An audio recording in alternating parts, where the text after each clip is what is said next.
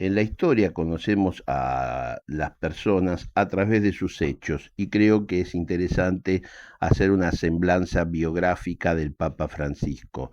Francisco, de nombre secular Jorge Mario Bergoglio, nació en Buenos Aires el 17 de diciembre, de 1936 y falleció en la Ciudad del Vaticano el 21 de abril pasado del 2025. Fue el Papa número 266, fue jefe de Estado y octavo soberano de la Ciudad del Vaticano, tras la renuncia de Benedicto XVI al pontificado, siendo elegido el 13 de marzo del 2013 en la quinta votación efectuada durante el segundo día de cónclave. De nacionalidad argentina, antes de entrar en el seminario como novicio de la Compañía de Jesús, trabajó una temporada como técnico químico, fue profesor de literatura y psicología en la Escuela Jesuítica Inmaculada Concepción de Santa Fe, fue en 1969 ordenado sacerdote, nombrado superior provincial de los jesuitas en Argentina y rector del Colegio Máximo y de la Facultad de Filosofía y Teología del Partido de San Miguel entre 1980 y 1986. Luego de un breve paso por Alemania y por Buenos Aires, se estableció en la provincia argentina de Córdoba durante 6 años. Su espiritualidad y carácter llamaron la atención de sus superiores y el 20 de mayo de 1992, Juan Pablo II designó a Bergoglio obispo titular de la diócesis de Oca y uno de los 4 obispos auxiliares de la arquidiócesis de Buenos Aires. Luego de desempeñarse como vicario general, fue designado arzobispo coadjutor de Buenos Aires con derecho a sucesión, por lo que ocupó el cargo en el episcopado tras la muerte de su antecesor, convirtiéndose en gran canciller de la Universidad Católica Argentina. Juan Pablo II creó a Bergoglio como cardenal presbítero de San Roberto Bellarmino en el 2001. Tras la muerte de dicho pontífice, en el 2005 fue considerado como uno de los candidatos para ocupar el trono de San Pedro, cargo para el que fue elegido finalmente el alemán Joseph Ratzinger, quien adoptó el nombre papal de Benedicto XVI. Bergoglio fue presidente de la Conferencia Episcopal Argentina durante 2 periodos consecutivos, desde noviembre del 2025 hasta noviembre de 2011. El 13 de marzo, como dijimos, del 2013, el cónclave que se celebró tras la renuncia de Benedicto XVI, eligió como papa a Jorge Mario Bergoglio, quien manifestó su voluntad de ser conocido como Francisco en honor al santo de Asís. Bergoglio fue el primer papa jesuita y el primero proveniente del hemisferio sur. Fue también el primer pontífice originario de América y el primero no europeo desde el sirio Gregorio III, fallecido en el 741.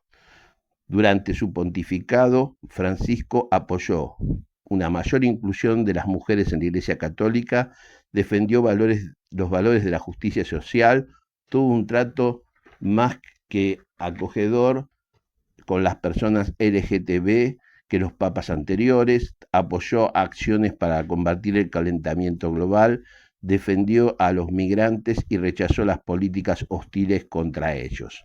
Conocido por su humildad, su adhesión a la opción preferencial por los pobres, principio que abarca a los marginados y sufrientes de distinta extracción, y su compromiso de diálogo con las personas de diferentes orígenes y credos.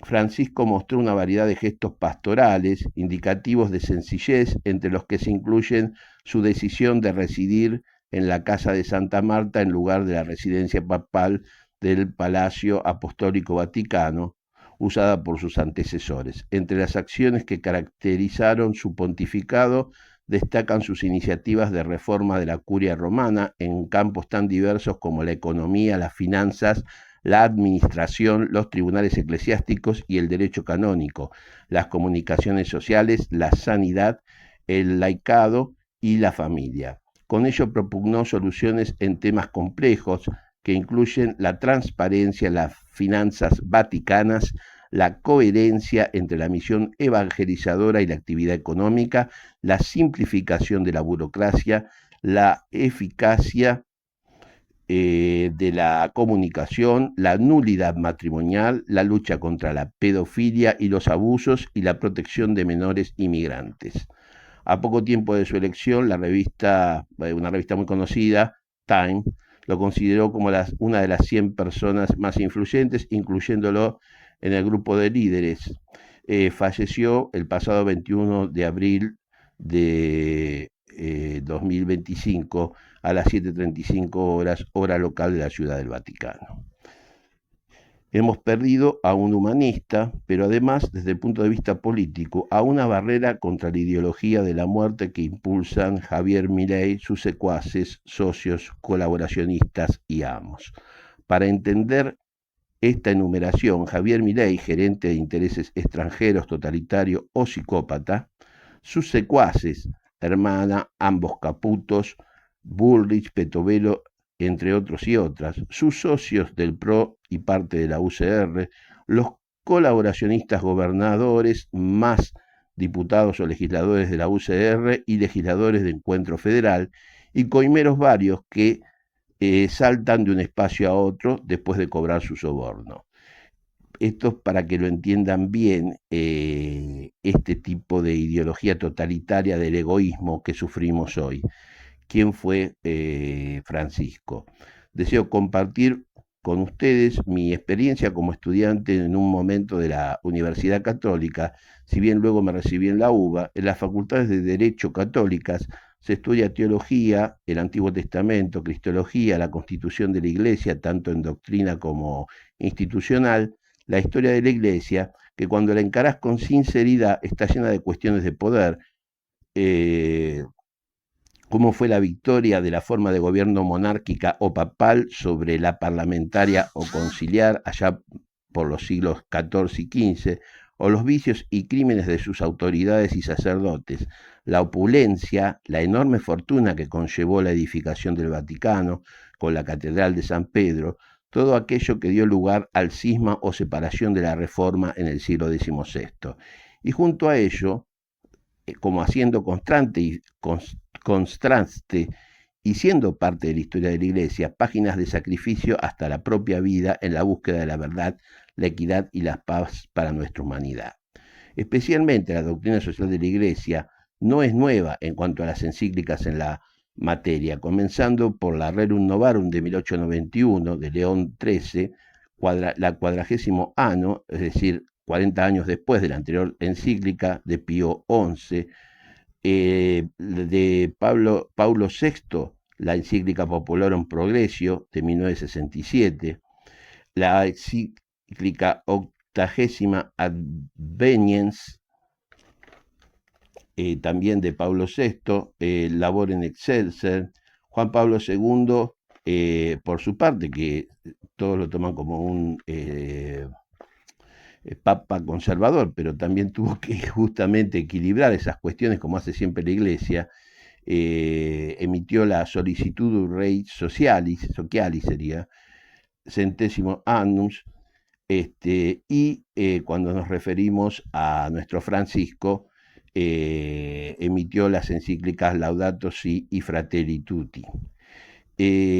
Para entendernos cuál es la gran diferencia entre esta postulación del egoísmo y la codicia del ultraliberalismo con la doctrina social de la Iglesia, el liberalismo crudo y cruento, como el que impulsa Milei por ignorancia, fanatismo e intereses propios y ajenos, es condenado por la Iglesia desde más de un siglo atrás, desde aquella primera encíclica Rerum Novarum de 1891, que ya decía: si el obrero, obligado por la necesidad o acosado por el miedo de un mal patrono o el empresario, esto es ciertamente soportar una violencia contra la cual reclama justicia. Sin embargo, en estas y otras cuestiones semejantes, como el número de horas de la jornada laboral en cada tipo de industria, así como las precauciones con las que se haya de velar por la salud, especialmente en los lugares lugares de trabajo para evitar injerencias de la magistratura, sobre todo siendo tan diversas las circunstancias, las cosas, tiempos y lugares, será mejor reservarlas al criterio de las asociaciones de que hablaremos después, o se buscará otro medio que salvaguarde como es justo los derechos de los obreros, interviniendo, si las circunstancias lo pidieran, la autoridad pública, es decir, en favor de los obreros. Y esto es de 1891. Yo no entiendo cómo este engendro le fue a decir comunista al Papa cuando hay una tradición en la doctrina social de la Iglesia y mártires que cayeron por cumplir con esto.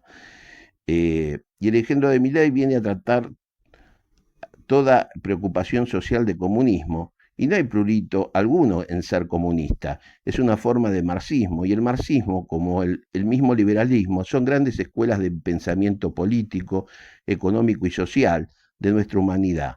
Ambos tienen no solo concepciones doctrinarias, sino también concreciones históricas en numerosos gobiernos a lo largo de la historia.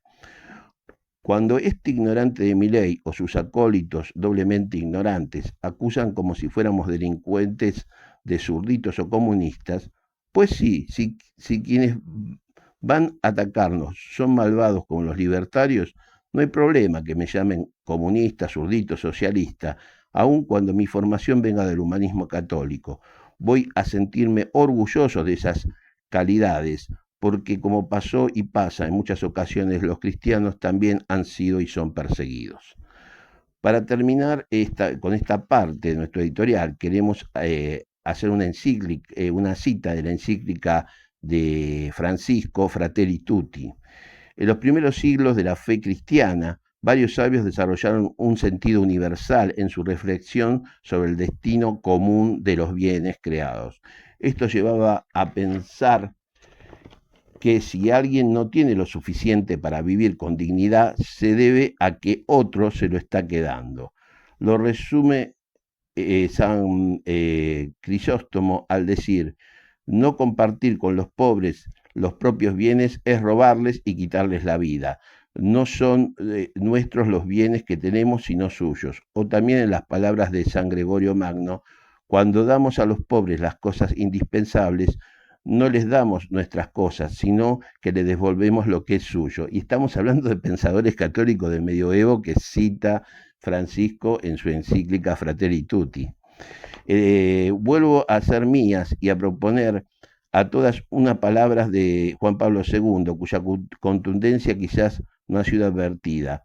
Dios ha dado la tierra a todo el género humano para que ella sustente a todos sus habitantes sin excluir a nadie ni privilegiar a ninguno. En esta línea recuerdo que la tradición cristiana nunca reconoció como absoluto o intocable el derecho de propiedad privada y subrayó la función social de cualquier forma de propiedad privada.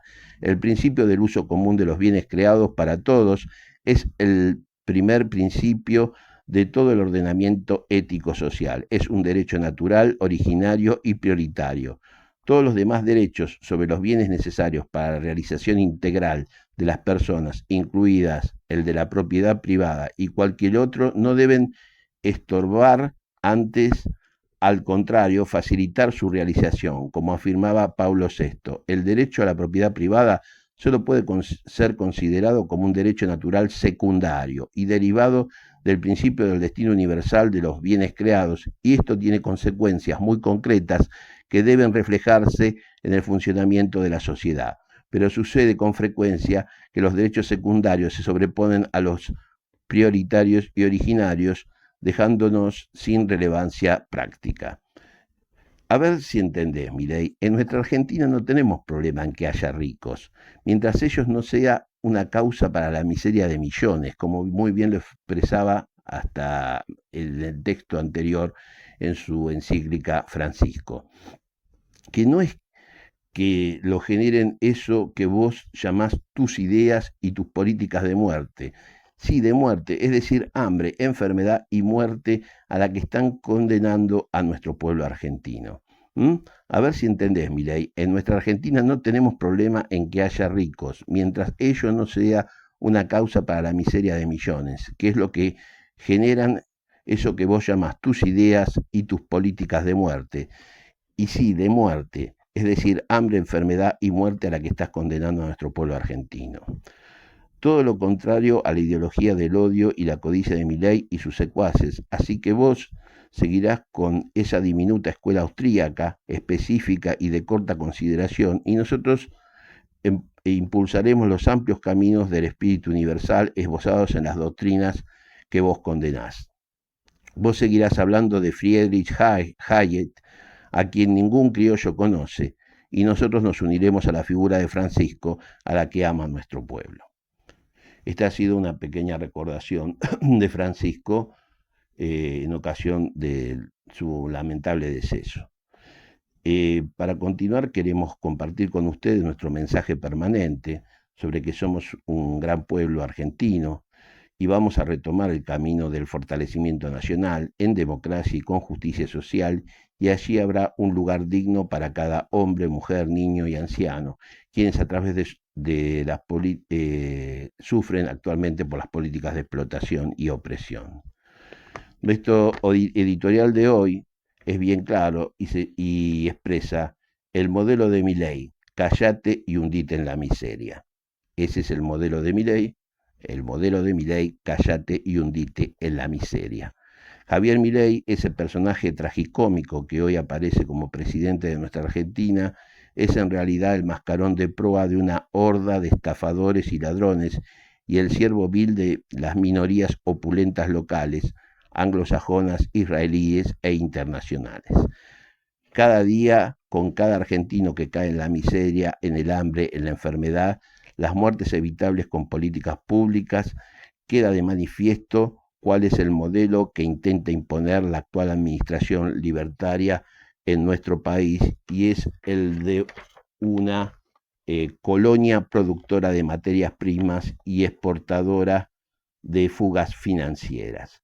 Los dos peores panoramas a los que se puede someter a nuestro pueblo argentino, dos veces tropezando con la misma piedra, Caputo, Sturzenegger, Bullrich, y como cabeza un mafioso como Macri en su momento, y actualmente un esquizofrénico como Milei, y no porque la esquizofrenia no deje de ser una enfermedad y que haya que respetar a quienes lo sufren, sino que la cuestión es que cuando una persona con dichas características de insensibilidad y aislamiento del mundo real termina ocupando el primer lugar de las magistraturas de nuestra república, nuevamente nos envuelven como para regalo del extranjero con un préstamo electoral, el segundo después del de 2018, dinero derrochado a granel en manos de unos pocos para crear una ficción de bonanza, algo inexistente, para venderla a través de los medios cómplices y las redes, todo ello bañado con enormes fondos públicos, con la tuya. Así es como compran esos medios. Tenemos que hacer una consideración para poder hablar de este nuevo ciclo de endeudamiento sobre los endeudamientos anteriores, partiendo de la época de Néstor Kirchner. Durante el 2003, el gobierno de Néstor Kirchner logró negociar una reprogramación de las obligaciones con los organismos financieros internacionales, en lo que se llamó el canje de la deuda argentina. A fines del 2004 la deuda externa total alcanzaba los 178.000 millones, sin embargo, quedaban aún en default 81.800 millones de dólares. Para octubre del 2012 ya se habían pagado 270.000 millones de dólares, la deuda había descendido a 141.803. En el 2013 aún tiene entre 8.000 y 10.000 millones de dólares de bonos en default, reduciéndose el peso de la deuda externa del 153,6% del PBI al 34,7% del PBI. En el primer trimestre del 2013, la deuda cayó 2.159 millones de dólares, bajando hasta 139.137 millones de dólares. Esto es como para entender lo que se llama un periodo de desendeudamiento y crecimiento del Producto Bruto Interno, porque la deuda hablando de deuda externa, no se pondera, también la interna, solo sobre su valor, sino en base a la capacidad de pago del país. Y eso se ve en la magnitud del Producto Bruto Interno. Si tenemos un Producto Bruto Interno grande, si tenemos grandes exportaciones, podemos tener una deuda de mediano tamaño, pero nunca como la que han creado las administraciones ladronas de Macri y de Milei. Y empecemos con Macri. Menos de 2 años, entre diciembre del 2015 y junio del 2017, administración Macri, del PRO, la deuda emitida por el gobierno argentino fue de casi 100.000 millones de dólares, iniciándose el tercer gran ciclo de endeudamiento argentino a un ritmo más veloz que el anterior, comenzado con la dictadura de 1976, alcanzando la cifra de 216.351 millones de dólares en diciembre del 2017.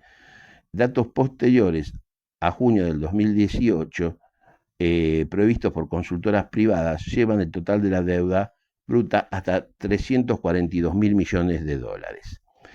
En ese contexto, a pesar de que nuestra Argentina venía resistiendo presiones de los Estados Unidos para endeudarse nuevamente, y con esas cláusulas apátridas que lamentablemente todos los gobiernos han firmado para que se puedan ejecutar deuda soberana en el exterior, se produce lo que es el pago a los holdouts o a los fondos buitres.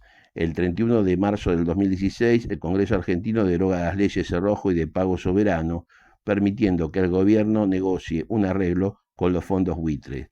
El 26 de abril, Argentina pagó 9.300 millones de dólares a los fondos buitres.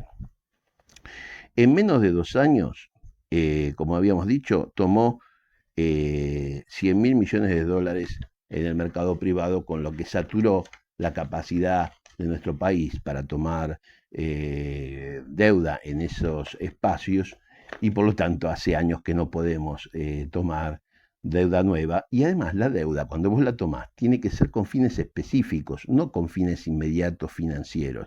Tiene que ser para crecimiento estructural. Es decir, vos para qué te endeudás. Acá lo hemos dado varias veces el ejemplo, pero bueno, lo vamos a dar una vez más. Dos comerciantes. Uno tiene, yo sé que tienen paciencia, pero esto lo explica perfectamente. Ambos tienen una casa de venta de artículos de dieta, y uno toma 50 millones de pesos de crédito de un banco. Con esos 50 millones de pesos modifica el local, lo amplía, compra una segunda línea de artículos, mejora la entrega de los artículos, hace propaganda en las redes, y su giro, que era de 200.000 pesos al mes, sube a 400.000 pesos. Parte de esos 400.000 pesos lo dedica al pago del crédito. Eso es tomar deuda con sentido responsable y soberano. Es decir, haces, ¿por qué no? Aunque los liberales nunca lo han hecho desde que le habían dado los ferrocarriles a los ingleses para que lo manejaran como ellos quisieran y en la forma que ellos quisieran, no en una forma de crecimiento regional. Lo vas a invertir en ferrocarriles, en transporte, en carreteras, en sistema educativo, en sistema de salud. Entonces, esa deuda luego te va a ahorrar otros costos. Por ejemplo, lo invertís en la energía, pero no solo en la extracción de minerales, sino en la producción de energía. Y eso después te ahorra costos y podés pagar esa deuda. Eso es una deuda responsable. Ahora bien, ¿cómo se endeuda Macri y cómo se endeuda Milei? Y es el mismo caso que hablábamos de un comerciante que tiene un negocio de venta de artículos dietéticos. Pero en esta ocasión, en lugar de agarrar y ampliar el giro de su comercio con inversiones, del préstamo que le da el banco, 50 millones, va en un día al casino de Puerto Madero y se los juega todos en la timba para ver si puede ganar. Y como siempre pasa, de enero a enero, la plata es del banquero y quedamos todos endeudados, y este supuesto caso del dueño de un comercio de venta de artículos dietéticos, queda quebrado. ¿Por qué? Porque lo usa para la timba. Y eso es Caputo. Para Caputo la finalidad está perfecta, que sus amigos, que los grupos económicos que él asesora se llenen de plata, es su objetivo, es un saqueador de países, pero sobre todo del nuestro, que es el que puede saquear. Ese es el peor problema. Una vez habiéndose endeudado tanto, y nosotros fuimos en el 2018, el Grupo por Soberanía, que tengo el orgullo de integrar, creado por exconscriptos, excombatientes por Malvinas, quienes tenemos esa calidad, fuimos al Banco Central cuando estaba la misión del fondo y todavía no le habían dado el préstamo justamente a protestar porque no lo queríamos. Entonces apareció Macri, que había dicho que nunca iría al Fondo Monetario, diciendo, durante los 2 primeros años tuvimos contexto favorable y eso hoy está cambiando. Está subiendo la tasa de interés, está subiendo el petróleo, entre otras variables que nosotros no manejamos. Somos de los países del mundo que más dependemos de financiamiento externo. Frente a esta nueva situación, he decidido iniciar conversaciones con el Fondo Monetario para que nos otorgue una línea de apoyo financiero. Una línea de apoyo financiero para ganar las elecciones. Eso era, como es la que le dan ahora. Un mes después se anunció el otorgamiento de un préstamo de 50.000 millones de dólares, el más grande de la historia del organismo y equivalente al 11% del PBI de la Argentina desde 2018. Apenas 3 meses después se firmó un nuevo acuerdo con el Fondo Monetario donde se aumentó el préstamo a 57.100 millones de dólares, a los que se sumaron 5.650 millones de dólares del Banco Interamericano de Desarrollo. El eje de requerimiento del Fondo Monetario fue que el gobierno llegue a un déficit primario cero. Durante el gobierno de Macri, la deuda externa pasó del 14% del PBI en el 2015 al 185% en relación al PBI. Más de un PBI, ellos que tanto hablan del PBI, más de un PBI. Y ahora se viene un nuevo préstamo electoral que se suma al anterior. Y todos sabemos que los organismos financieros los crearon los Estados Unidos como vencedor de la Segunda Guerra Mundial, especialmente, aunque los británicos también estuvieron en el asunto, pero que pusieron los Estados Unidos como base, como divisa de intercambio comercial, el dólar. Por lo tanto, ellos emiten el dólar y manejan el comercio internacional y manejan a las naciones. Así es mucho más fácil que utilizar la fuerza militar, aunque si las tienen que utilizar, la utilizan. Entonces viene este nuevo préstamo que pide Javier Milei, el especialista en negocios con o sin dinero, pero parece que necesita dinero para ganar una elección, y establece que los desembolsos del FMI, según el acuerdo del desembolso inicial, es de 12.151 millones, lo que representa el 60% total del programa. Esos fondos ingresarán al Banco Central de la República Argentina. El 15 de abril ingresaron. El país recibirá, dicen distintas cuotas, y a cambio de eso, el nuevo programa se extenderá durante 4 años, lo que implica que habrá 9 revisiones. Y se van dando distintas devoluciones que llegan hasta el año 2038.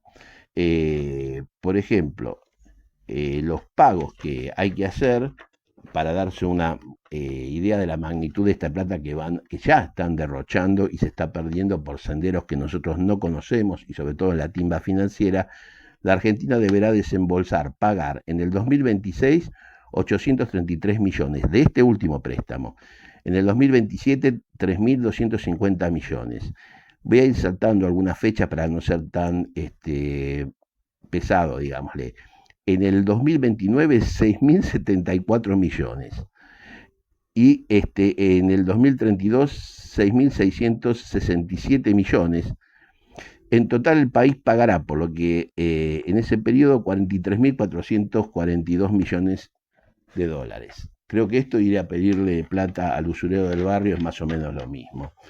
Entonces, queridos compatriotas, estamos en manos de un sobón del extranjero, un títere de malvados sin límite en su codicia, y somos como unas ratitas de laboratorio, el laboratorio del Colotordoc o doctor loco de Milei, un psicópata con poder, algo así como si nos gobernara un personaje del cine barato de terror, como martes 13, y para él la jaulita donde están sus ratas de laboratorios es nuestra Argentina.